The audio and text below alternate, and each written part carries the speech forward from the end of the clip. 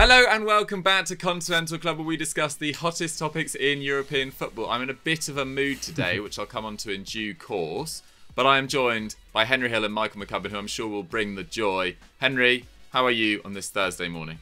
Yeah, I'm good. I feel like filming Continental Club with you two has been sort of my staple thing throughout the last year and a half. It's always like, you know, it's always been the constant in our ever-changing schedules. So it's nice. But yeah, I saw a lot of people in the comments wanting to talk about the Copa America return. Copa Libertadores, in fact. So I've worn my Flamengo shirt last night. And actually, a heartwarming story is that River Plate results. I don't know if you saw, like, they had 11 players. Enzo Perez in goal. Crazy. Like, they only had 11 players due to COVID basically wiping out their entire side, just leaving them on the sidelines. And they had to play midfielder in goal, and they still won 2-0 against Santa Fe. It's crazy. I saw the goals as well. The goals were, like, the second goal was really good for River Plate, so fair play to them. But yeah, I don't know, I'm feeling good this morning. Probably a bit better than you, Dukes. Probably a bit better than you. Yeah, good. We'll get on to my troubles in due course. But McCubbs, I wanted to know from you, are you quite excited for the international football calendar to get going? It's, you know, this weekend's the end of club football. Are you pumped? Yeah, I'm quite pumped. I'm quite looking forward, not going to lie, to the tiny little break that we're going to have in between. I feel like it's just, there's not been a day when there's not been football on in the last, 2 months, and it's taken its toll a little bit. It'll be nice to have a week where there's actually no football whatsoever. Yes. Recharge the batteries, and then of course, there's just nothing actually beats an international tournament. I know the football's not quite as good as it is in the Champions League or whatever, but nothing beats like the Euros or the World Cup, does it? So, looking forward to it. Looking forward to it. Good man, good man. Yeah, I'm very much ready to stab club football in the back after watching Sunderland lose 2-0 to Lincoln in the semi-final playoff leg 1.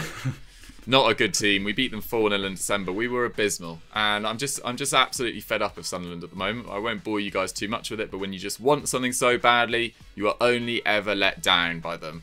The hope absolutely kills you, as that famous saying goes. But enough about Sunderland. We are going to talk about an international story which gripped everyone's attention this week, which is Karim Benzema's return to the French national team. Very exciting. Adel Khalifa 028 said, thoughts on Karim Benzema's return to the national team this week. And obviously this week it wasn't just the France squad. The Scotland squad got announced. The Germany squad, I believe, got announced as well. Maybe a couple of others, but none that I really took much notice of. But the big talking point was, of course, the French squad. Who was included, who wasn't included, and of course, the return of Karim Benzema.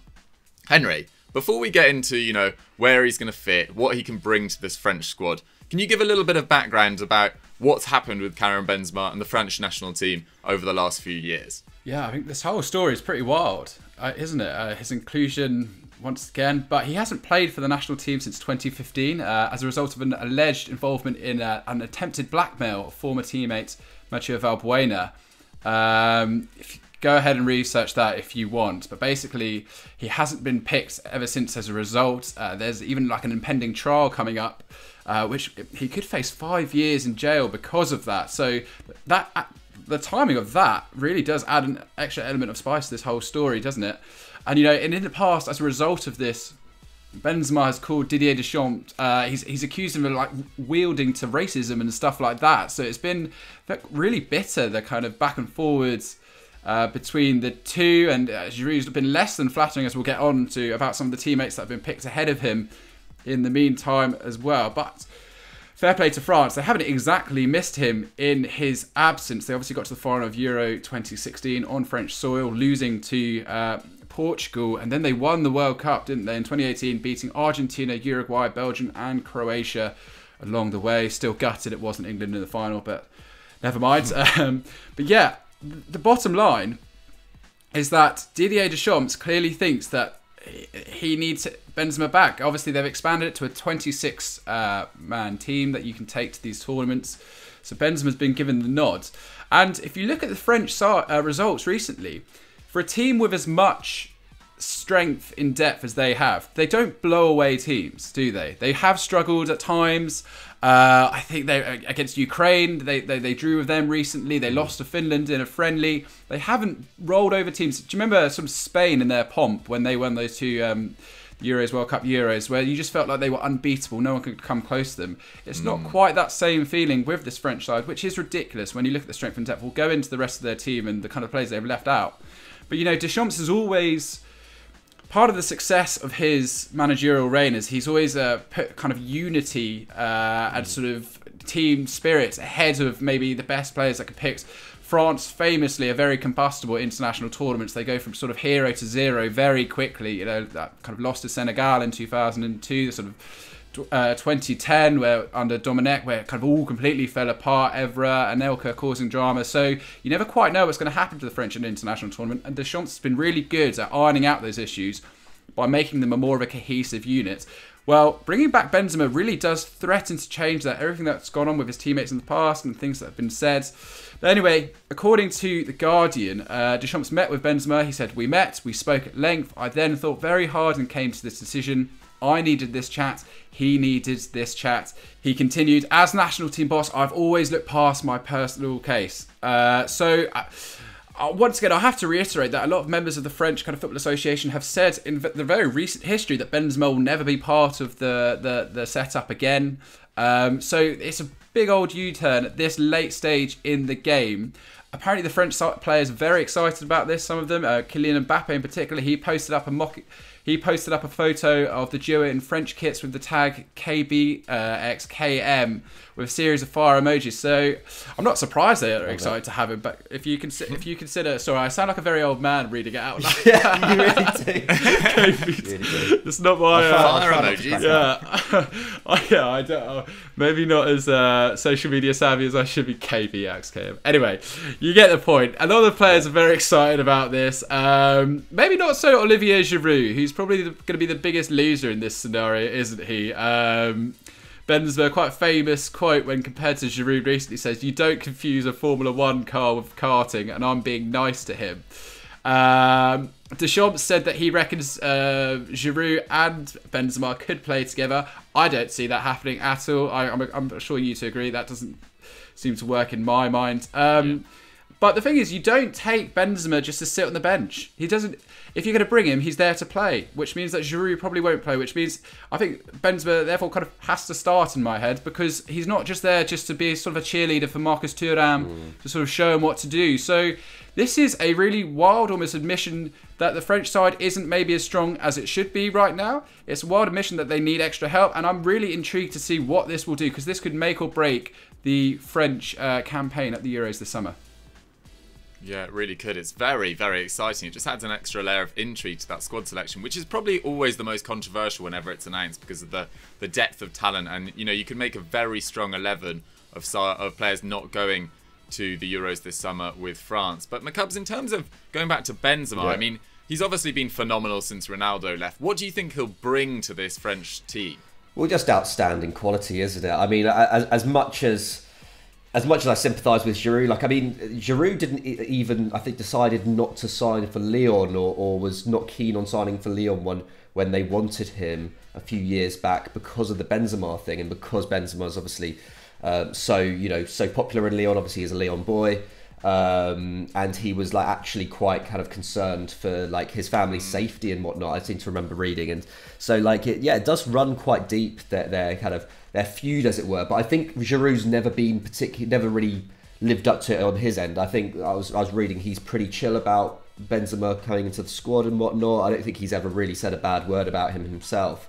And Benzema himself has also conceded that Giroud works very well in the France setup and everything. So I think hopefully what we'll see is that kind of dies down. I imagine Deschamps, like Henry was saying, with his with his commitment to squad unity, will have you would have expected he would have ironed out any kind of chance of friction between those two before bringing Benzema in, because it is a big decision. But Benzema is just a much better footballer than Giroud, in my opinion. I think Giroud is obviously does work very well in the France national team. Is a great foil for Griezmann and Mbappe, but Benzema is just one of the best strikers of the last 20 years. He's scored at least 27 goals in his last 3 seasons, obviously since Ronaldo left, and when Ronaldo was there, he was like a great foil for him, wasn't he? Almost played a kind of Giroud role in those kind of 2-3 years where they won the Champions League. He's also provided 8 assists this campaign, which I think is the most in the Real squad, if I'm not mistaken. Been involved in 46% of their league goals. Only Messi can top his 30 league goal contributions this term. His 3.6 shots per game is the joint best of his career. So he's really, he's as good as he's ever been, really. And so, bringing a player of his quality into the France squad it could be the difference between them, going out in the semi-finals or winning it or whatever. He has that star quality, and even if he is a bench option, he's obviously great to bring on as well. And I definitely see where you're coming from, Henry, in terms of like, why would you pick him if you're not starting him? But equally, I think he's probably got to accept that he's been out of the setup for 5 years. He definitely cannot count on going straight in there. I think they're definitely going to have to warm him up in that sense, and let him refamiliarise himself with the French with Deschamps' system and whatnot. But nevertheless, he is definitely the outstanding candidate for that centre forward position, depending on how they play. His France record though isn't it's not crazy good, like 27 goals in 81 appearances. Giroud actually has a better scoring record against him, despite all the memes about him not scoring at the 2018 World Cup. He's got 44 and 107 appearances, which works out to 0.4 goals a game. Benzema's on 0.3. But obviously another big factor in Benzema coming back is that Giroud hasn't played really any football in the last few months, has he? He's kind of been frozen out somewhat by Tuchel. 11 goals in 31 games this season, though, is still incredibly solid. I think that works out to 100 minutes per goal. But he's only played 39 minutes of Premier League action since the end of February. He's only played 27 minutes in Chelsea's last 4 Champions League games. I would be a little bit concerned if I was Giroud in that sense. It's definitely, his club situation has definitely not been timed very well, for want of a kind of better phrase, in terms of leading up to this tournament. But ultimately it gives Deschamps options, doesn't it? We probably expect to see them line up in a 4-2-3-1. I feel like just because Griezmann is always one of the first names on the team sheet, and Deschamps likes to play him in the 10 role. I feel like that's probably going to be how they line up, and then what you'd have Mbappe on the left, either one of Benzema or Giroud up top, and then I guess Ousmane Dembele on the right. So that's personally how I would fit him into the squad. And I think you could probably interchange between Giroud and Benzema. But I do agree. They've played 4-4-2, I think in their last game actually, with Mbappe and Griezmann up top. But Giroud and Benzema up top in a 2 just doesn't really feel right. And I know Benzema's played, on the left before back in the day. But at his age right now, that doesn't seem very feasible, and it doesn't seem like the sort of thing that's. It seems a bit of a waste, to be honest, doesn't it? But I don't know. I'd be interested to hear from you guys. Do you have any other thoughts on how Benzema would fit into the team, or how this France team will line up? Yeah, I think they'll probably go 4-2-3-1 or 4-3-3. I mean, Deschamps has been quite defensive in the past. He likes to pack his midfield. He definitely likes to make sure there's enough cover there. So maybe he'd go with a midfield 3 of Pogba, Kante, and either Rabiot or Moussa Sissoko, who for some reason is in the squad. I mean, Deschamps loves the fact that he's such a good squad guy, apparently. They got Corentin Tolisso as well, but he's missed so much of the season with injury. I'd love to see them play 4-3-3 and then Pogba freed up in midfield, Benzema playing centrally and Griezmann off the right, and Mbappe on the left. But I feel like Ousmane Dembele, has been great recently as well. Kingsley Coman as well, we've got to mention him. He's had a exceptional year at Bayern Munich. I think it's 7 goals and 13 assists in 38 games in all competitions. And they've obviously brought Marcus Thuram as well, who hasn't been great for Gladbach this year, or at least not as good as in his debut campaign in Germany. And they get Wissam Ben Yedder as well to maybe add into the mix in one of the games maybe as well, who's been great for Monaco this term. So I'm going to go with 4-3-3 with Pogba, Kante, Tolisso, hopefully, if he's fit, and then Mbappe, Benzema, and Griezmann up front. I mean, Henry, are you in agreement with that? Yeah, I think one of Benzema's best thing is kind of the dummy runs that he puts in, sort of the selfless work rate that he puts there up top, which is similar to Giroud in that regard. But I just think Benzema seems to be the key at unlocking space for his teammates, and he's had to do that all season with Vinicius, the likes of Vinicius, Rodrigo. If you look at the French options he's got around him, if they did go in a 3 and they have runners coming off him, whether it be Griezmann, Mbappe or Kingsley Coman, I'd rather see Kingsley Coman personally over Ousmane Dembele. I just sort of prefer him really. So yeah, I'd be really excited to see that kind of French attack explode, because like I said, they've been slightly blunted ever since they beat Ukraine sort of 7-0. They've been a bit blunted recently. So yeah, I'm excited to see that kind of frontline tick with potentially Benzema up there. But you know, I love Olivier Giroud, and I think he's so close to breaking that French record as well. So I really hope he gets the opportunity to do that. I think he'll get plenty of minutes off the bench as well. If they need a plan B as well, he's such a good sort of option late on in games as well, if you're going to sort of spam crosses into the box as well. So I think Giroud will definitely have his moments in this Euros, but I think most French fans will be incredibly excited about Benzema's return. I'm sure he's so excited as well to go to the Euros as well, because Real Madrid have struggled at points going forward this year. I think only Benzema is the only player to create over 0.5 expected goals and assists per 90. But anyway, let's park Benzema for the second, because there's other talking points in this squad. I think 9 World Cup winners have been left out, but only Samuel Umtiti and Blaise Matuidi, who I believe is retired from international football, I'd expect he has, from the starting 11 have retired. I've mentioned Moussa Sissoko, who's been included despite the fact he's only played 1 minute in Spurs' last 5 games. He wasn't even in the squad for their defeat to Aston Villa last night, but apparently he's a great guy in the dressing room. As we talked about earlier, Deschamps prides unity above all else. Adrien Rabiot, I think he's incredibly lucky to be going as well. I think he's been really underwhelming for Juventus this season, as is Rodrigo Bentancur. I just don't think any of their midfielders have really done enough.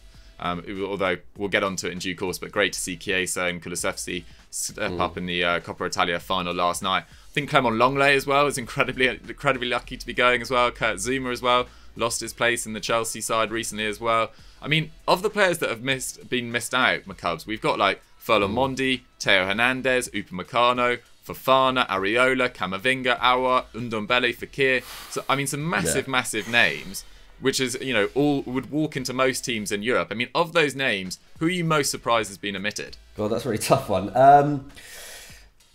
Ndombele was playing in their last internationals, and I think, yeah, it's sad not to see him in there. Obviously, he's, I don't know. Yeah, I would have taken Ndombele for sure. Him or Camavinga, I think, had to go, because that I think. I don't know. Obviously, obviously Pogba and Kante are you know, the stalwarts in that midfield, and they're pretty you know, irreplaceable in that sense. However, I don't know. Otherwise, I think that midfield doesn't look that great. Like Tolisso's like only started 7 games for Bayern this season. I know he's had injury issues, but if you're going to do it on form in that sense, I think Ndombele and Camavinga are more outstanding candidates. So it's sad to not see one of them. Yeah, I think it's a big shame. I think Theo Hernandez as well is really unlucky not to go. I mean, his brothers, Luca Hernandez, has been picked. Luca Digne as well. I mean, they've got some unreal depth at left back. Ferland Mendy as well. You know, he's had his injury issues this term. I think he's currently injured as well, so maybe that's cost him. But yeah, I think Theo Hernandez, best left back in Europe this season for me. I always keep on banging on about it, but I think in an attacking sense, I think it's 8 goals and 7 assists, just absolutely unreal. So I think he's very, very unlucky. Henry, before we move on to our big match preview, or previews actually, as we're doing this week, do you think France are going to win the Euros? And if not, who is? No. Then for me, I mean, they could, this sounds so dumb, but they could very easily win it, obviously, but they're not the favourites in my opinion. I'm just, fair play to them in the World Cup. They did show the kind of the backbone, because they didn't blow away opposition through that World Cup run either, necessarily, other than the Argentina game, and to be fair, in the final. But it was a great game. For me, Portugal, there's something about the kind of the feeling, the positivity there, and actually England as well. I think England's, excuse me, bias. If we don't win it now, if we don't at least go deep into the competition now, then I'm not quite sure when, because it's kind of frightening. Even players like Harry Kane are going into this competition fully fit. Obviously, we're missing I mean, the Harry Maguire thing is going to be very interesting to see. And Jordan Henderson, Henderson less so. But I'll be interested to see. I think this has to be it, and it's certainly a big moment for Gareth Southgate to prove wrong. And if the rumours are true about potentially Alexander-Arnold not making that 26-man squad, I'll be shocked. But yeah, the French, I just don't know. Things like Moussa Sissoko, why not take Camavinga? I don't understand. You've got a 26-man squad. If he's the future of that French midfield, why not take him? They need, I think, Aouar over Tolisso I'd like to see as well. Less bothered about Longley, but yeah, I'm not overly. I think this French side could get unstuck in a semi-final.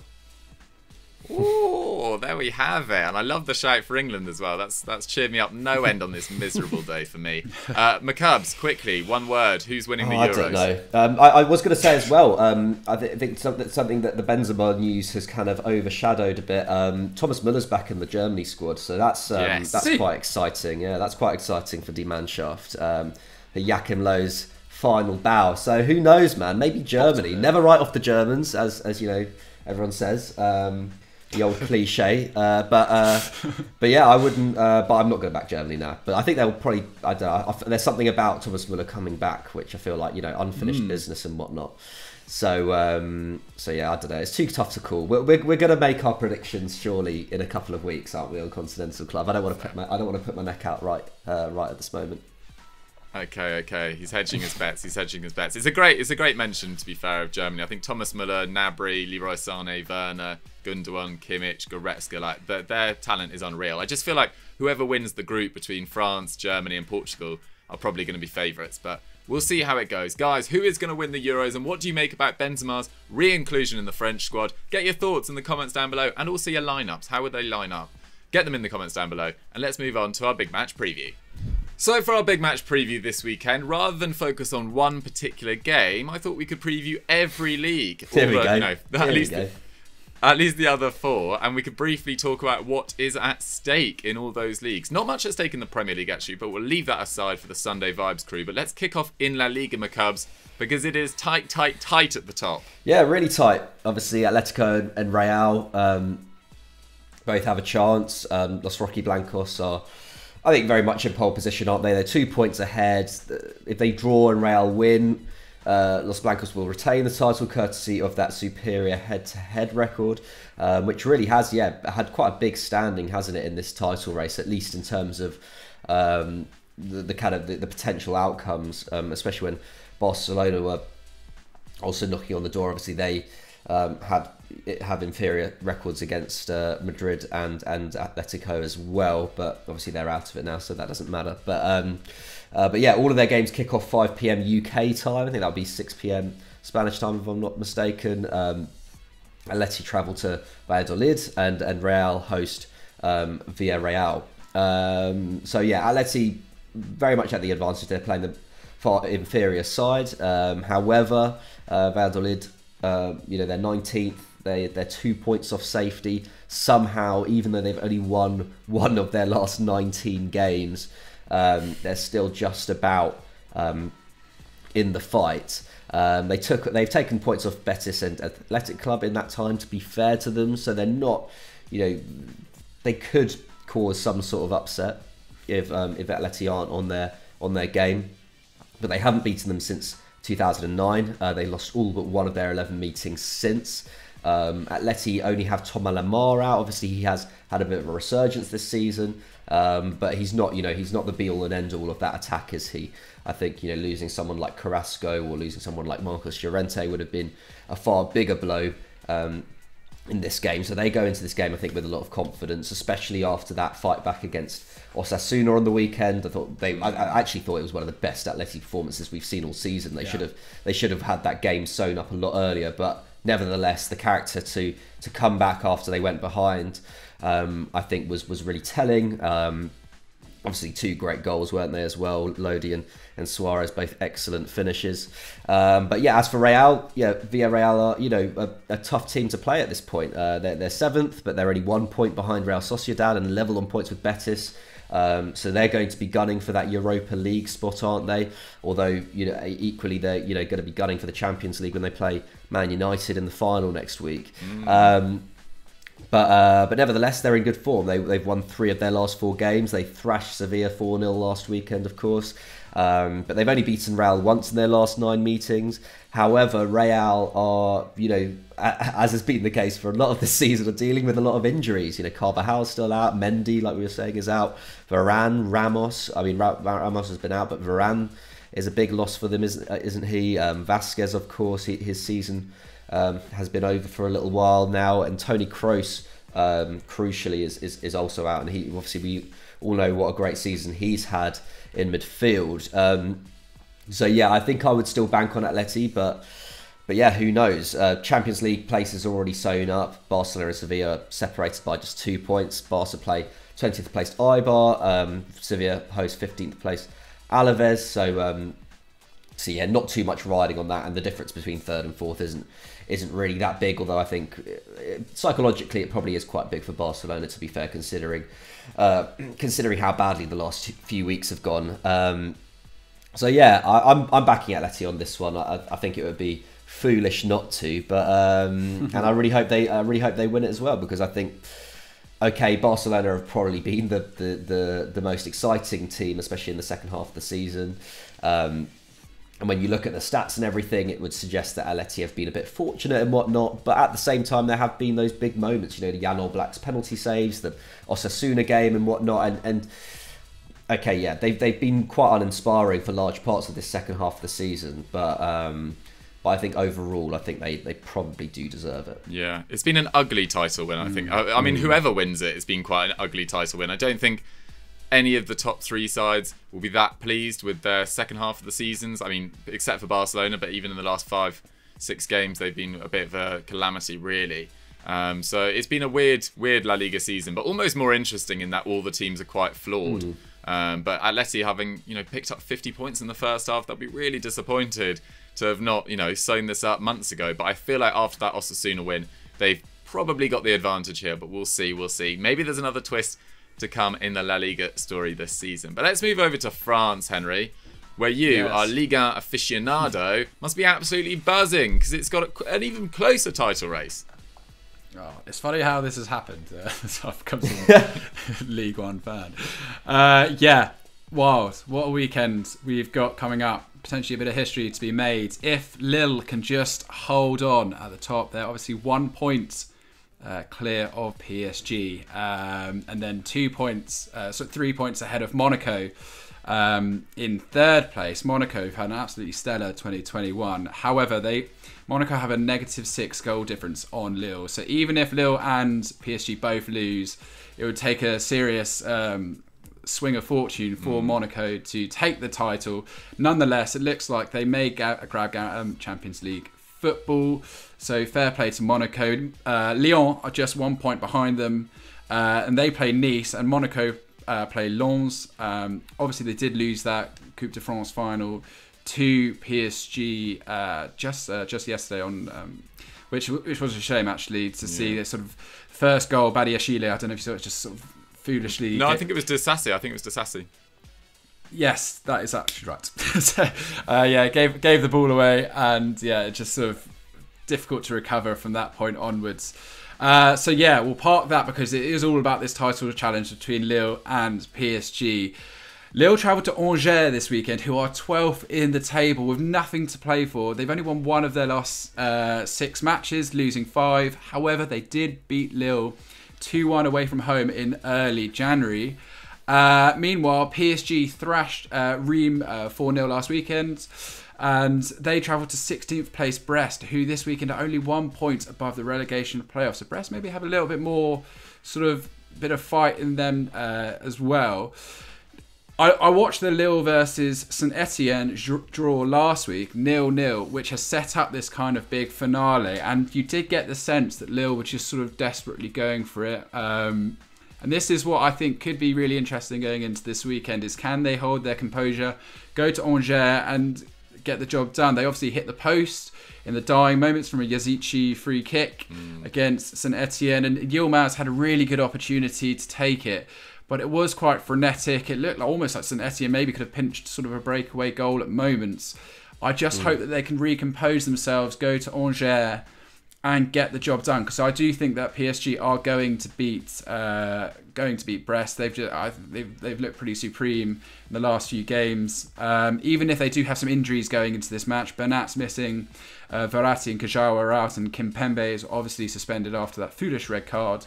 Meanwhile, Lille do have a full squad, but yeah, I'm backing PSG to beat Reims, which I think means to beat Brest, which I think means Lille have to beat Angers. They can't be relying on any more luck going into that. It is hugely exciting. All the games kick off at 8 p.m. Could be Galtier's last game as manager of Lille as well, which is sort of an added twist. That squad does look like it is probably going to get dismantled to an extent. Boubacar Samara, looks like his deal to Leicester will be going through, and that other people, Mike Magnon looks like he might be on the move to AC Milan. So there's a lot riding on this, and just really hoping they can sort of get the job done there, because I think it's important that there are new winners. And there was an interesting comment from Mbappe, who said Lille won't have won the title, PSG will have lost it, if that makes sense, which kind of shows you the sort of element of entitlement when it comes to PSG's belief that the league is a sort of a done deal for them every year. Lille fully deserved, excellent defensive display. There was a great scout report which came out this week about sort of the underrated players there, looking at Yilmaz's contribution, which also shines a light on how well the defence have done there. So yeah, fingers crossed they can get the job done. Yeah, I think we're all rooting for Lille this weekend, especially after PSG won the Coupe de France with an interesting display against Monaco. Actually, I thought Monaco created loads of opportunities, obviously gave them a goal early on with Axel Disasi sort of slipping and miscontrolling the ball, and then I think it was Mbappe who scored late on as well, and then hit the bar with an outrageous chip. It was Edinson Cavani ×2. It was so nice. I wish that had gone in, but yeah, that kind of eases the pressure on Pochettino ahead of the end of the season. He wasn't going to be fired anyway. Why don't they just enjoy the Coupe de France, let Lille win the league? That would be great. Anyway, let's move over to Serie A, because obviously the title is sewn up. Atalanta have definitely secured Champions League football and could finish second, actually, which would be the best finish in their history. Just continuing to get better, that Atalanta side, although they will be really disappointed to lose their second Coppa Italia in the last 3 years. They lost to Lazio in 2019 and then lost to Juve last night, and I didn't watch the game because I was watching Sunderland struggle against Lincoln, which just goes to show how sad my life is. But anyway, Atalanta will be really disappointed with their display, although it was good to see Kulusevski get on the score sheet with an excellent goal in that the opener as well. He's come in for some criticism, not least from us and the last couple of continental clubs as well, so great to see him step up as well. But anyway, going back to Serie A, because basically AC Milan could have secured Champions League football last weekend, but they could only manage a 0-0 draw against Cagliari. So in terms of the race for Champions League football, rather, Milan are in third on 76 points. Napoli are in fourth on 76 points. They're behind Milan on head-to-head. And Juve are just 1 point behind them on 75. AC Milan travel to Atalanta this Sunday, who have won 13 of their last 16 league games, losing 1 in that run, which was that 1-0 defeat to Inter Milan at the San Siro, I believe. They've scored 17 goals in their last 5 league games, so they've been lethal in the league going forward, and beat Milan 3-0 at the end of January. Milan have got no Zlatan, and they looked pretty bad against Cagliari, to be totally honest. Just coming a few days after they thrashed Torino. I can't really make sense of this Milan team at the moment. And I just back Atalanta to beat AC Milan, which means that it all comes down to whether Napoli can get the job done against Hellas Verona, who are in 10th. They're in great form too. They've won 6 of their last 8 games. They've scored 11 goals in their last 3. So you'd expect Napoli to get the job done against Hellas Verona. And then Juve, well, they might be a little tired after their success in the Coppa Italia this week. But this is a huge game for their finances going forward. And they've got Bologna, who are winless in their last 6. So it feels like unless AC Milan can pull something out of the bag against Atalanta, they're going to miss out on Champions League football. Which, having led the league for so long, would be a massive disappointment. And then Pioli came out this week and said, oh, it wouldn't be that big a failure, which I just can't get my head around that statement. I think that's just a loser mentality, really. So, yeah, we'll see what happens. But I'm expecting AC Milan to miss out on Champions League football. But, stranger things have happened. It's a Serie A Champions League race. It's given us so many twists and turns already. So maybe there's one more shock lined up, but we shall see. Henry, in terms of the Bundesliga quickly, it's all sort of decided in terms of the top 4 titles, second, third, etc. Or not third and fourth yet, but it's really about the relegation and whether one particular record can be broken this weekend. Yeah, you're right. Bayern Munich, obviously comfortable winners once more. DFB Pokal, congratulations to Dortmund. Amazing performance from Sancho there. And actually Wolfsburg, big shout out to them. They'll be in the Champions League. They're currently level at the moment on points with Dortmund, who have a goal difference of +2. But yeah, well done to Dortmund as well for rescuing their season, really. Yeah. Sort of brought it back. But like you say, the relegation battle once again is quite interesting. So it's a 3-way battle between Arminia, Werder Bremen, who are back down there again, and FC Köln to avoid the drop. So obviously one will go down automatically, and one in the playoffs, and one will survive out of those 3 teams. I'm actually a bit of an FC Köln fan, so I'm quite sad to see them. I'm back in the days of FIFA, I think I made them a pretty formidable outfit. Well, in the days of Podolski. Oh yeah, no, I'm disappointed to see them sort of struggling once more. But yeah, so take pay attention to that. Werder Bremen just can't seem to get it right. Milo Rashica has just gone completely missing this season for them, which has been, I'd probably say, kind of their biggest problem. But we all want to see, can Robert Lewandowski break Gerd Muller's record? He has come back with a bang, hasn't he, since returning from injury. Levelled it versus Freiburg last weekend in a 2-2 draw, and he had a great opportunity to break it as well. Obviously scored a hat-trick in his first game back. I am so excited to see whether or not he can do it. And they play Augsburg this weekend, who have lost 4 in their last 6 games. Give him the ball, every opportunity, let him have a shot. He deserves this because he's done it in about 4 less games than Gerd Müller as well. I don't think Müller would have any complaints if Lewandowski's done it. He is a supreme master, and for me, should win the Ballon d'Or if he breaks it, because he deserves it. I'm gutted that he was out of the Champions League. Bayern Munich are still, in my opinion, sort of the team to beat in, well, outside maybe the 2 teams in the final of the Champions League right now, they are certainly the team to beat.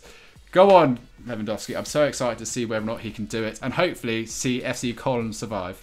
Oh, we'll see. I mean, Lewandowski, there was a massive chance in that game. He managed to I think he kneed it into the opposition keeper from about a yard with the goal gaping. So, yeah, he could have broken it already, but I expect him to this weekend. It'd be one hell of an achievement, as you already say. So, guys, that is our roundup of what's going to go down in La Liga, Liga, the Bundesliga, and Serie A this weekend. It's set to be a monster weekend on the continent. Get involved in all those leagues and, put your predictions in the comments down below. Who's going to win Liga? Who's going to win La Liga? Who's going to finish in the top 4 in Serie A, rather? And can Lewandowski break the record? Get your thoughts in the comments down below. And let's move on to our quickfire question. Our quickfire question this week comes in from Avi_Y2J. And he says, which club should target Lille's best players? Now, as Henry mentioned, they've got a little bit of financial difficulties. Obviously, all Ligue 1 clubs, there's been difficulties right there. Broadcast revenue as well. So, Ligue 1 not in the best financial state. And it feels like, as Henry said, this will be a real, potentially their last game as a squad together. I mean, McCubs, of those players, you've got your Jonathan Bambers, you've got your Sven Botmans, etc., Zaki Seliks. Who do you see picking them up?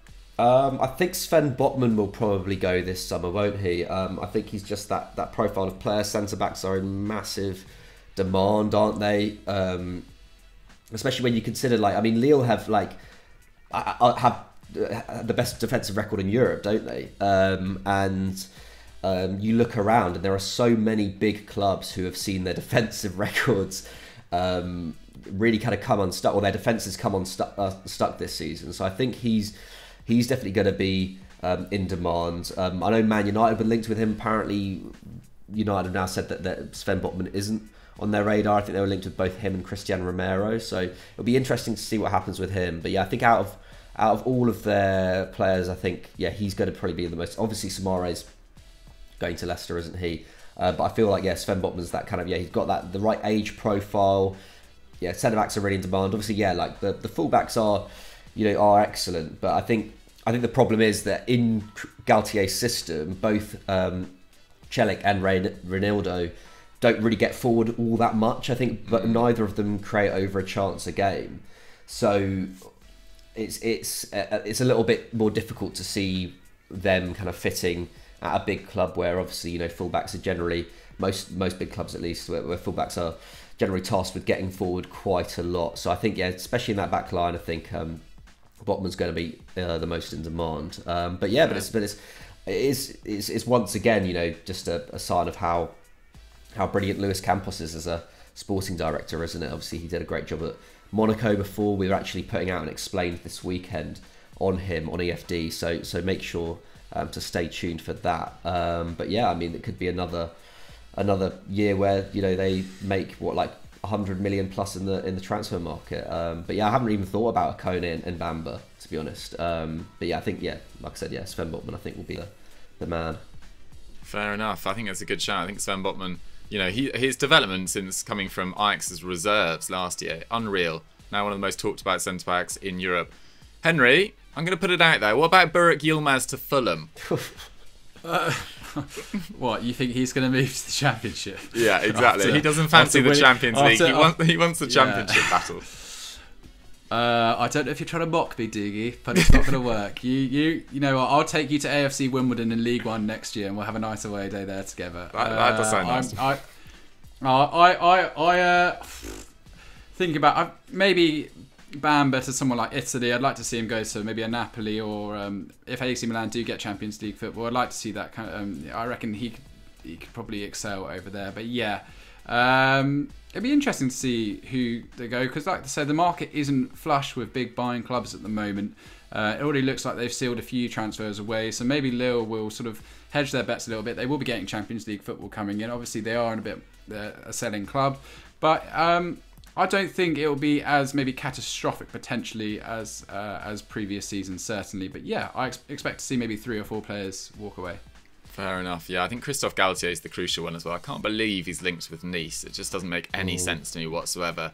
He was close to joining Villa a few years ago, and they eventually appointed Remy Gard, which was one of the worst decisions in Premier League history. He was an absolutely terrible coach by all accounts. But anyway, we'll see what happens with Lille. Guys, get your thoughts about which Lille players could go where in the comments down below. And that's all we've got time for on Continental Club for this week. As McCubbs says, we've got an Explain coming out on Luis Campos on Sunday. McCubbs, if they want to, get excited for that with any more of our content, what should they watch? The one on multi-club ownership, which came out last weekend. Go and check that out. Go and check out our Explains on FD as well. I'm trying to remember what ones we've actually put out. Yeah, we did one on Brentford and Barnsley last weekend. Obviously, they're contesting their second legs of the Championship playoffs this weekend as well. So get yourself hyped up for those with a bit of that. And go check out the podcast channel. Henry's been doing a marvellous job stepping in for Pat over the last couple of weeks. And Zach and Sam spoke to Ivan Toney. I'm not just saying that, Henry. I think you've been really good. Obviously, Dukes, you've been on it as well. So yeah, go and show the podcast channel some love as well. Go give that a subscribe if you haven't done so already. Perfect. I mean, that was pretty comprehensive. Yeah, sorry, I completely. That was good. I mean, Henry, I want a little, get me fired up for tomorrow and the second leg. What is your call to arms for Sunderland against Lincoln? Just watch that documentary over and over again and see how much it means to people. I just wanted to say we've got an Explained coming out on the new UEFA Europa Conference League, which is relevant for Euro Football Daily. What on earth is this third tier competition? I hear you all asking at home. Tottenham fans, pay attention because it's coming to you very soon. This new competition, big away days in the likes of Moldova. So yeah, no, check it out. It is quite an interesting competition. Yeah, and who knows? Maybe Sunderland one day will be bracing its arms as well. So I mean, having asked for a pump up for tomorrow, you've just advertised the UEFA Conference League. So I mean, that just sums up my last 24 hours. Sorry, just fingers crossed. I'm rooting for Lincoln. I don't care. This is fun. Right, I think we need to finish this now because I'm fuming. Everyone pray for Sunderland. We'll catch you later. Bye.